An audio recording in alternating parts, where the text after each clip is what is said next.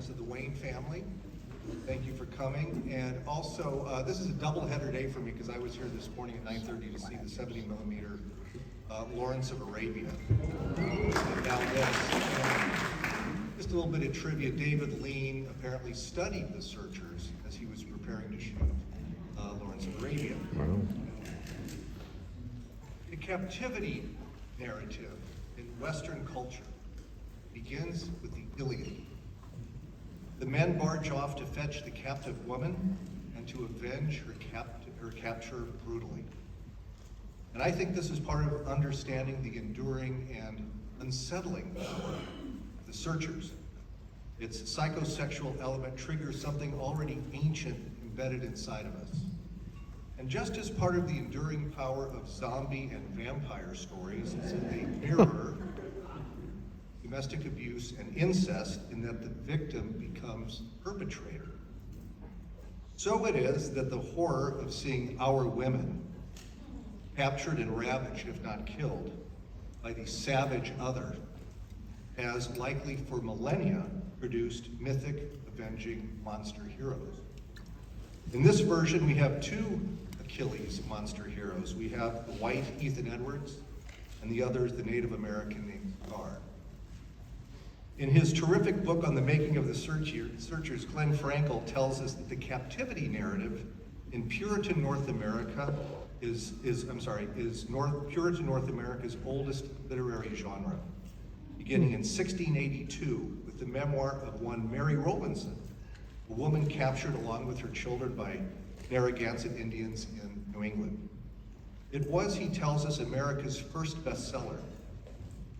And throughout our history, accounts of white women living among Native Americans continued to be popular.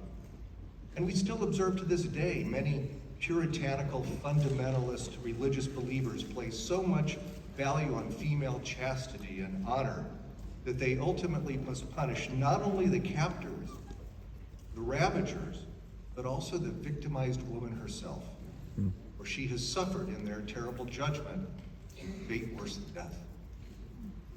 Searchers is loosely based on the story of Cynthia Ann Parker, a 9-year-old girl who, together with her 4 brothers, kidnapped in a murderous raid by Comanches in East Texas in 1836. And it was her uncle, a man named Captain James Parker, who searched for these children for 8 years and succeeded in capturing back the boys, but not Cynthia Ann. She wasn't found and returned to white culture until 24 years later, 1860, by dint of yet another murderous raid, this time at the hands of Texas Rangers and volunteer locals killing Comanches. During those 24 years, Cynthia Ann had married a Comanche man and had borne 3 Comanche children, 2 sons and a daughter. She never saw her sons again. And her daughter, who was ferried back with her into white culture, died just 4 years later. Cynthia Ann Parker herself died not many years after that, years of misery during which she never stopped begging to earn Comanche society. But think about how this woman suffered in her life. Twice the victim of an attack in which she witnessed the violent deaths of the people she loved, and twice carted off against her will into a different civilization. Cut now to the early 1950s, when a prolific novelist and screenwriter, Alan LeMay, finds himself in Texas directing a B-Western and hears of this story, by now a legend, reinterpreted, even mythologized over the intervening 100 years. Thinking it good fodder for a book, he wraps the movie and travels to East Texas, where he interviews members of the Parker family and produces a fine, grim text published in the Saturday Evening Post as The Avenging Texan, later renamed for the novel Searchers. In it, LeMay focuses not on Cynthia Ann Parker herself, but rather on her obsessed Uncle James. And he invents a fictional adopted brother who also goes on the quest. Colorful veteran producer Marion C. Cooper, King Kong, and many other John Ford pictures to his credit, secures the rights to the book, backed by one Cornelius Vanderbilt Whitney, a wealthy financier backer, yes, from those Vanderbilts and those Whitneys, trying to buy his way into the movie. We still see that today. And soon they take it to John Ford, who, even with his reputation as a master director, was in that moment experiencing a little bit of a career slump. During the making of Mr. Roberts, he had been drinking more heavily than usual, and had punched out Henry Fonda, and had had to leave the film for emergency gallbladder surgery, replaced by Mervyn LeRoy. This film was to return him to the Western and to his beloved Monument Valley, where he'd not been since She Wore a Yellow Ribbon, and of course to working with his great alter ego, John Wayne. Whitney paid for the production, with Warner Brothers putting up 30% of the budget and a favorable box office split in exchange for distribution. Production began in early 1955 when a reduced crew with stunt doubles for the stars went to Alberta and Colorado to shoot the snow scenes. June and July, they were in production in Monument Valley with temperatures hovering around 115 degrees. And August was back here in LA for studio photography and one last outdoor scene shot not too far from here in Bronson. Released in April '56, it made decent money, but overall its reception was surprisingly tepid. Mixed reviews for what was seen mostly as just another John Wayne shoot 'em up, and not a single Oscar nomination. This after John Ford had already won his 4 Oscars for Best Picture, and Winton Hope, the cinematographer, had won 3. And this after both High Noon and Shane had cleaned up at the box office, and High Noon had won 4 Oscars. The jaw-dropping cinematography is one of the many reasons to see this movie. And who was Winton C. Hope? Well, if you're like me, one of your favorite features of TCM are the old MGM James A. Fitzpatrick travel logs.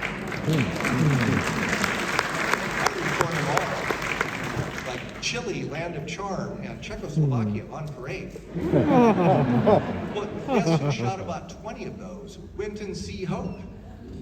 He was an Iowan trained as a chemist at Caltech, and he got a job in 1934 as a color specialist for Technicolor.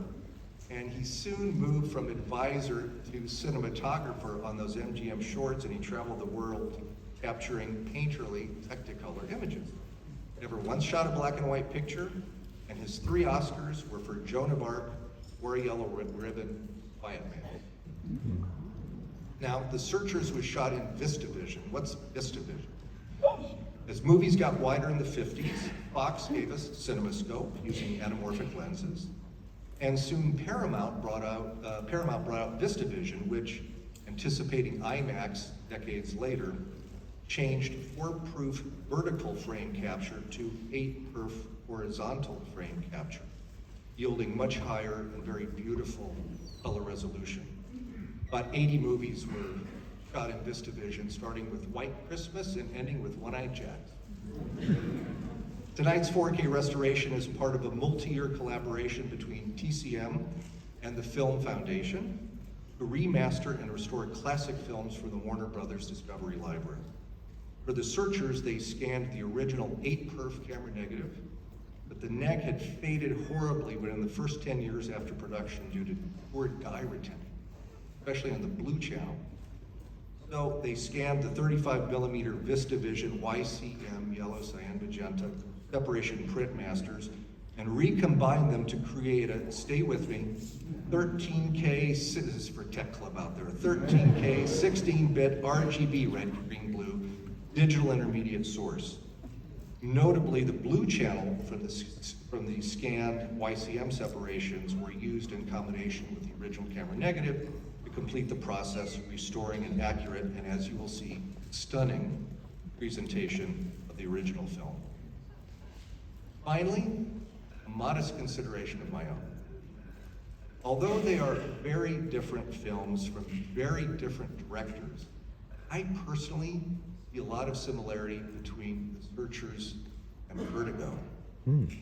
Released just 2 years apart, both in VistaVision, both about men on an obsessive quest for some version of a dead woman, both considered by many as those directors' dark masterpieces, made in maturity at the peak of their powers, forces.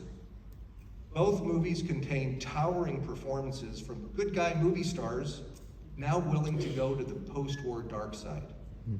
Both received tepidly upon release, but celebrated later. And if we find both movies disturbing, each for its own reasons, discussions of racism and misogyny, we must consider that we sometimes judge complicated great artists, not always by what they express, but rather by the beauty, the ambition, honesty, warts and all, with which they express it. One last thing, I was going to end on that note, but I want to read one thing from Mr. Frankel's book. He's talking about a 1971 essay in Sight and Sound by Joseph McBride and Michael Willington. He says, they say the Searchers has that clear yet intangible quality which characterizes an artist's masterpiece. The sense that he has gone beyond his customary limits, submitted his deepest tenets to the test, and dared to exceed what we might have expected of him. The essay traced the connection between Ethan and Scar as two warriors driven to madness and revenge by the murder of their families. Scar, quote, is not so much a character as a crazy mirror of Ethan's desires. And the two men are blood brothers in their commitment to primitive justice.